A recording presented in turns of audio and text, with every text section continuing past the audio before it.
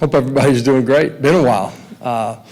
Great opportunity this week, playing a big game against a great opponent. A lot of work's gone on to get to this point. Guys started back in January, staff and players together, and they've earned the right to play in a game like this. Great opponent, great venue. You look at Ohio State defensively, they lead almost every category in the country. And offensively, got elite players on that side of the ball, and they tie it together well with special teams. So huge challenge for us, but one we're really excited about. And preparation's been good. We got to continue that this week and get ready to go play our best football when we get up to Columbus. So great opportunity. Hope we see a bunch of our fans showing up as well. Open it up. We'll start in the back with Rick and then up front here with Jay. Hey, Coach, bowl games are fun and teams get much needed extra work, but how important is it for this program to be playing such a meaningful game this time of year? Yeah, absolutely. One of the goals for our program is to earn the right to get into this tournament. Proud of what our guys have done. First week of this preparation. We got a lot of young guy work. We've been intentional with that throughout the course of the season as well, and have tried to continue that as we've shifted our focus to Ohio State. But this is all the work and energy that you put into it. This is where you want to be. Josh, for the people that believed in your vision before you had anything to point to, Dylan specifically, what does it mean for them to get to this point, to be in the playoff, and to have tangible results of things that they believed in when you had just gotten here and they were coming on board? Yeah, absolutely. Next step for us as a program, 2 years ago, I think we finished sixth in the country. There's a lot of guys that have been a part of building this. You look at the senior class, guy like Dylan that bought into the vision before there was tangible proof on the field of who we are, what we're about, and how we're going to go play together. And it only happens because of the guys inside of that locker room. It's a room full of guys that care about the guys around them. They're elite competitors, and really proud of what they've done again to restamp this program. Got here, you talked about competing for championships. Now you have an opportunity to do that. For you personally, what is it like to be on this stage and have this opportunity when you think back to where this program was in 21?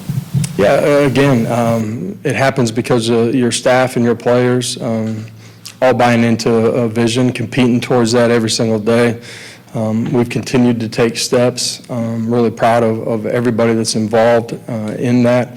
But this is the next step that we had to take as a program, and it's a great opportunity, but now it's about what are you going to do with the opportunity, and it starts long before you get to kickoff. It's preparation and practice the right way to give yourself a chance to go play elite football. Coach, this probably is an odd question, but do you feel like your roster is set for Saturday, and how crazy is the timing of this entire month? Okay, that is an odd question, yes. Obviously, the calendar, the way that it's set up, it's unique. This might be the only sport that operates this way, where, transfer portal, free agency, whatever you want to call it, is right in the middle of your postseason play. But we do feel like the roster is set. This group's ready to go compete and ready to prepare the right way. They've had really good energy and focus. Last week we knew who our opponent was going to be, and we could start our preparation, and had great energy today as well. And no one who's gone in the portal will be a part, right? What was that? No one who's gone in the portal will be a part, right? No. Josh, I know you're focused on things on the field, but Tennessee fans have been really enthusiastic to find tickets and to buy tickets to get to this game. Any part of that surprise you that they've managed to find their way into that stadium? Not with this fan base. It's a nice short drive up there, and Christmas is right around the corner. It's a great Christmas present. So. Austin.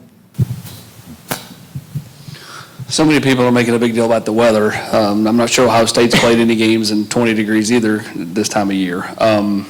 Is this temperature-wise look like a South Dakota type winter day? Yeah, it's a June day in South Dakota.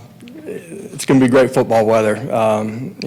A couple of weeks ago, we played in, 30-degree weather. We practiced in the morning, still chill, as cold as it will be around this area. And at the end of the day, you get between the white lines, weather doesn't matter.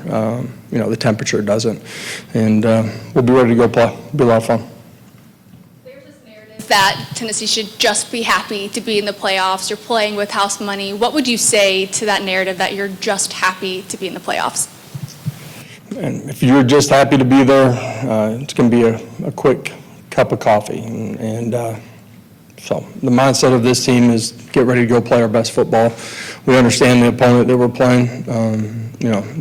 They got an elite roster, really good coaches, prestigious program. We got to go play good football.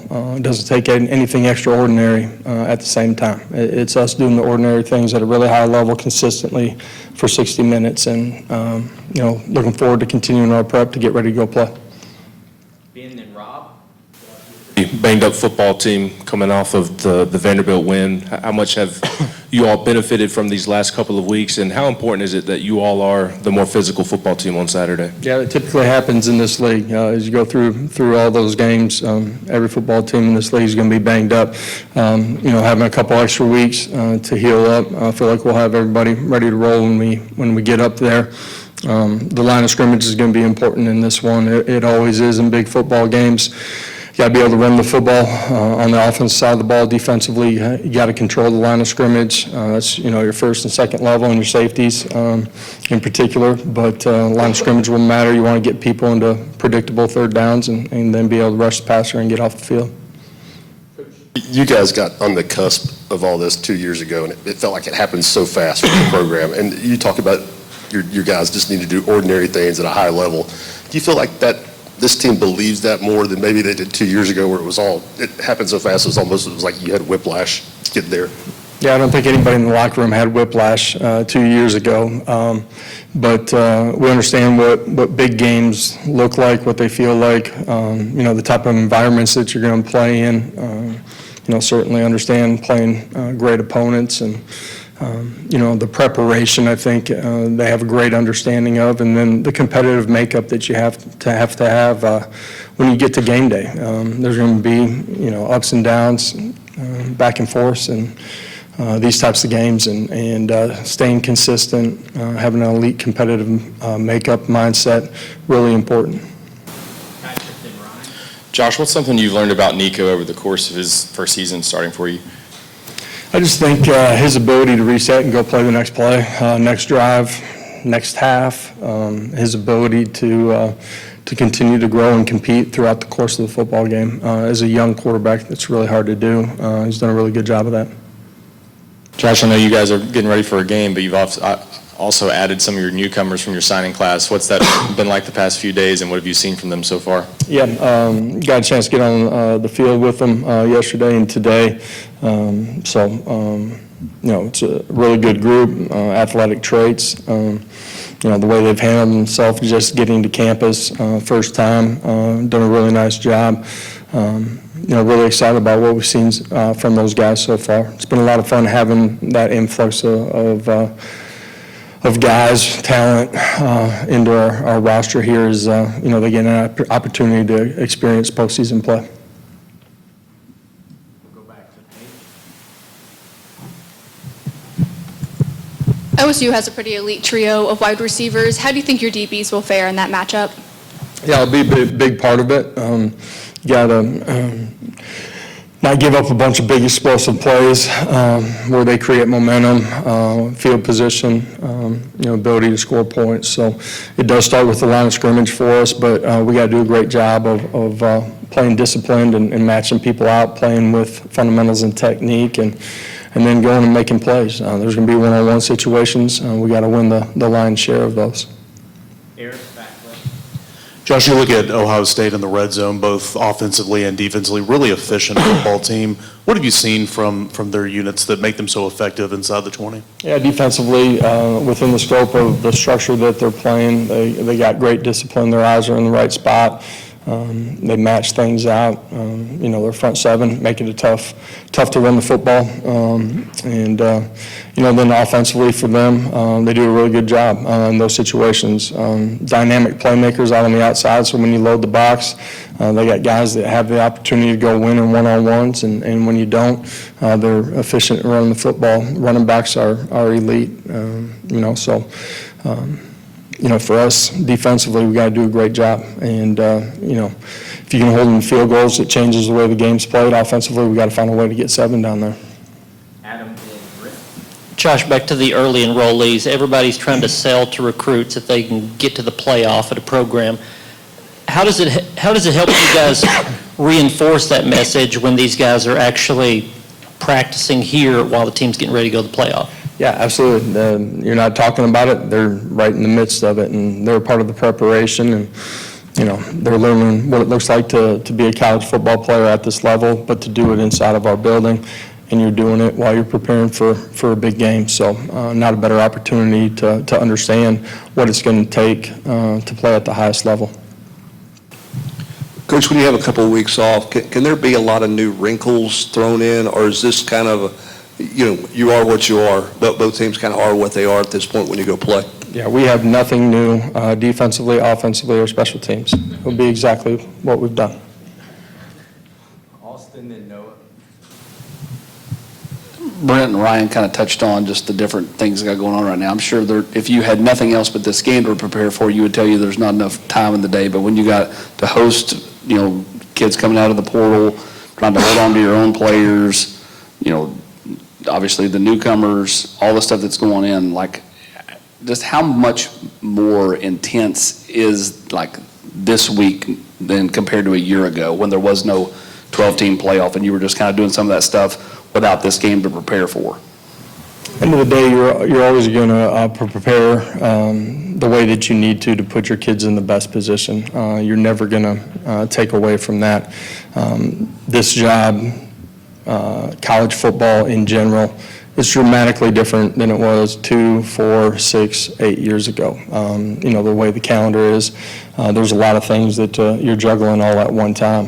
You got to find a way to navigate that. That's why the people inside of the building that help you are integral to your success. And on the recruiting side of it, it's always what coaches say is a piece of the puzzle, man, but it's not the biggest piece. When they get here, understanding the culture, what it looks like to be inside the building, your players are your greatest attribute when it comes to recruiting. I know you've talked about how unique this sport is, but, and you'd probably like to be at home this week, but just you get a sense of maybe extra excitement that these guys are getting to play in a venue and a game they normally wouldn't get to in the regular season. Absolutely. One of the goals you have is to get into postseason play. You're in the tournament. Now it's about, preparation and getting ready to go play your best football. You can see the focus on the guys, and at the same time not making it bigger than it is, meaning it's just 11 on 11. We're playing a great opponent, great venue, but it comes down to doing the ordinary things here. One more here in the room before we go to Zoom. Reese. Coach Braylon Staley, how have you seen him develop, and how ready is he to take the field if his name is called upon in this game? Yeah, Braylon's done a great job. Young player that just has continued to grow through the winter, through the spring, through the summer. More opportunities. Chose to play him in 4, keep the red shirt, but he's more than ready to go play in this one. We'll go to Zoom now. Just unmute your speaker there. We'll start with Teresa Walker, the Associated Press. Josh, with Dylan Sampson, what has he meant for this offense, both on and off the field, with his approach to the game this year? Yeah, just Dylan, super consistent in how he approaches everything inside of our building. That's meeting room, it's, in the weight room, on the practice field. Dynamic leader for us as a program, and then as a player, just his growth since he's gotten here, what he's done to prepare himself to have the load that he's carried this year. You watch the tape, he's done a great job of creating big plays, explosive plays, making people miss, but he's done a great job of understanding, when it's not clean, getting his pads down and going +2 at the end of the runs. But he plays great without the ball in his hands as well, and a huge part of our success as a football team. We'll go to James Scarpea, the Oregonian. Josh, not specific to this week, so if you'll indulge me on one question about Dylan Gabriel and your experience with him. The adage is you never want to be the guy after the guy, but Dylan's done that throughout his career, and obviously it started with you guys at UCF.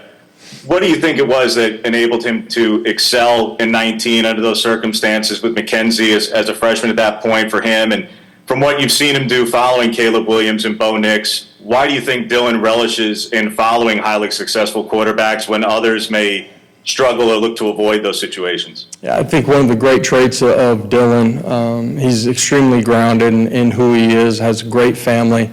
But because of that, he's not worried about tomorrow, and he's not worried about, what came before him. He's truly in the present. He's that way inside of the building. He's an elite competitor. And that makeup has just allowed him, no matter where he's at, to be able to garner respect from the guys. And once you gain that, man, everybody sees what type of competitor and how he plays. He's a dynamic playmaker, man. One of the best that I've been around. Thank you. Last one to Nick Hamilton. Hey, Coach. I wanted to ask you specifically just about Nico as far as somebody that truly understands the culture that you set up there at Tennessee. What are some of the things that you've seen, not just on the field, but off the field, that he's been able to really be a positive face for this organization and for this team? Yeah, as a young player, everybody wants the quarterback to be the leader immediately. Smart young quarterbacks understand that there's a growth and an evolution to it. Nico's been great in one-on-one situations from the time that he got here, communicating with wideouts. He grew into, communicating and challenging the 5 guys in front of him. But now you can feel, as he started to play, you can feel his presence in everything that we're doing every single day. And Nico's got a great understanding of, man, you gotta be with the guys. You're not one of the guys when you're the quarterback, but you gotta be with the guys. You see him at the hotel on Friday nights. He's eating dinner with the offensive lineman. He's with the defensive lineman. He does a great job of, kind of getting out of his quarterback group or just the offensive unit and developing relationships with those guys. And that's a big part of leadership. Those guys having a relationship with you, understanding that you care about them, allows you to lead them. All right, thank you very much. Reminder, Coach will be available again via Zoom on